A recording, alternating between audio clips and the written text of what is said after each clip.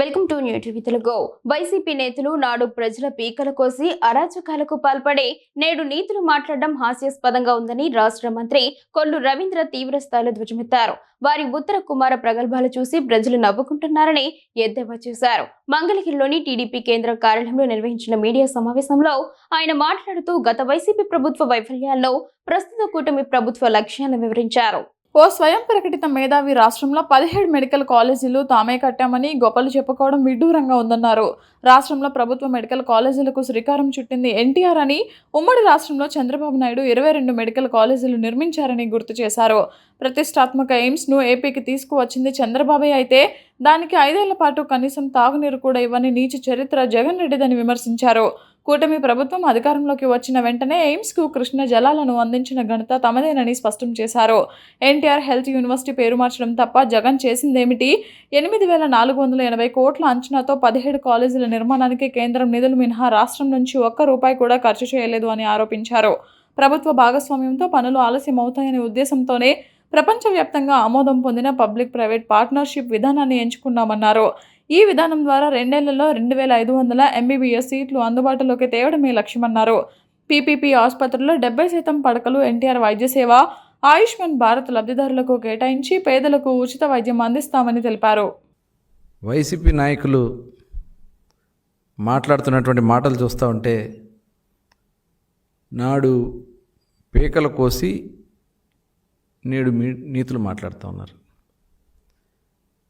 మరి ఈ రోజున వైసీపీ నాయకులు ఉత్తర కుమార ప్రగల్భాలు పలుకుతూ ఉన్నారు. రాష్ట్రాన్ని సర్వనాశనం చేసి ఈ రాష్ట్రంలో అన్ని వర్గాల్ని రోడ్డున పడేసినటువంటి వ్యక్తి జగన్మోహన్ రెడ్డి. నిన్న ఒక స్వయం ప్రకటిత మేధావి, వాళ్ళని మేధావులా ఊహించుకుంటా ఉన్నారు. ఆయన మాట్లాడుతూ జగన్మోహన్ రెడ్డి నిర్ణయాల వల్ల రాష్ట్రం చాలా ముందుకెళ్ళింది, చంద్రబాబు నాయుడు గారు పీపీపీలు తీసుకొచ్చి అనే దాని మీద మాట్లాడుతూ అసలు చేతకానటువంటి మాటలు మాట్లాడుతూ ఉంటే నిజంగా సిగ్గేస్తుంది వాళ్ళని చూస్తూ ఉంటే. వాళ్ళు ఈ రాష్ట్రంలో పుట్టడమే మన దౌర్భాగ్యం. జగన్మోహన్ రెడ్డి గారు క్రిమినల్ మైండ్ మనందరికీ తెలిసినటువంటి విషయమే. ఆ క్రిమినల్ మనస్తత్వమే 5 సంవత్సరాలు రాష్ట్రం అన్ని విధాలా కూడా నష్టపోయింది. ఇవాళ రాష్ట్రాన్ని ఎలా ముందుకు తీసుకెళ్ళాలి? వాళ్ళు చేసినటువంటి విధ్వంసం వల్ల రాష్ట్రంలో ఆదాయం లేదు. ప్రజలకి సంక్షేమ కార్యక్రమాలు అందించాలంటే వనరులు సమకూర్చుకోవాలి.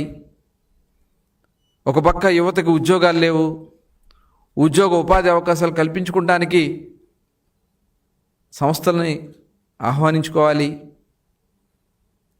ఇవాళ ఇవన్నీ కూడా చేసుకుంటూ ఒక పక్క ప్రభుత్వ రంగ సంస్థలను కూడా ఇవాళ మొన్న ప్రభుత్వ రంగ సంస్థలో ఉన్నటువంటి భర్తీలన్నీ కూడా పూర్తి చేయడానికి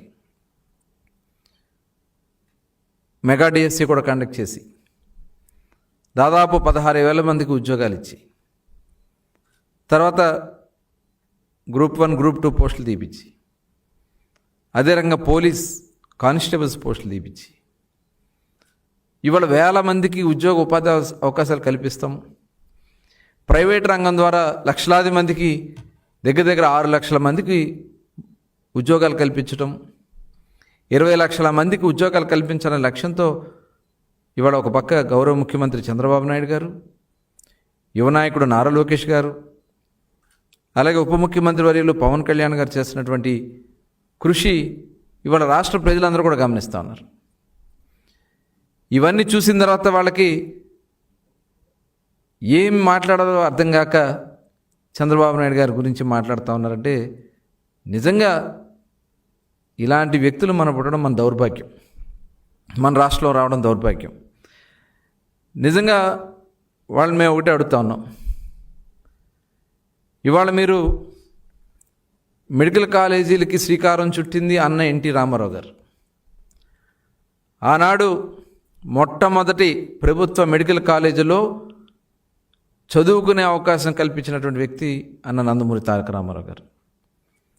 ఇది అందరికీ తెలిసినటువంటి విషయమే. తర్వాత రాష్ట్రంలో 22 మెడికల్ కాలేజీలని ఆనాడు చంద్రబాబు నాయుడు గారు ఏర్పాటు చేసి మన రాష్ట్రంలోనే మరి డాక్టర్స్ని తయారు చేసినటువంటి ఘనత ఈరోజు ఖచ్చితంగా మరి చంద్రబాబు నాయుడు గారు చేసినటువంటి కృషి. ఇవాళ మీరు చేసినటువంటి విధానం వల్ల ఎన్ని పేరుకి మెడికల్ కాలేజీలు ప్రారంభించామని చెప్పారు. కేంద్రం ఇచ్చిన నిధులు తప్ప ఒక్క పైసా మీరు ఖర్చు పెట్టారా? కేంద్రం ఇచ్చినటువంటి 1500 కోట్ల తప్ప కనీసం ఒక్క పైసా కూడా మీరు ఖర్చు పెట్టకుండా 5 ఏళ్ళు అవన్నీ కూడా వదిలేసి ఇప్పుడు ఒక మంచి విధానంతో అవన్నీ కంప్లీట్ చేయాలి, ప్రజలకు అందుబాటులో తీసుకురావాలి, ప్రజలకి వైద్య సహాయం అందించాలి, ఎక్కువ మంది డాక్టర్స్ని మన రాష్ట్రం నుంచి తయారు చేయాలని చెప్పి ముఖ్యమంత్రి గారు ఆలోచన చేస్తూ ఉంటే ఇవాళ లేనిపోని మాటలు మాట్లాడుతూ రెచ్చగొట్టే కార్యక్రమాలు చేస్తూ ఉన్నారు.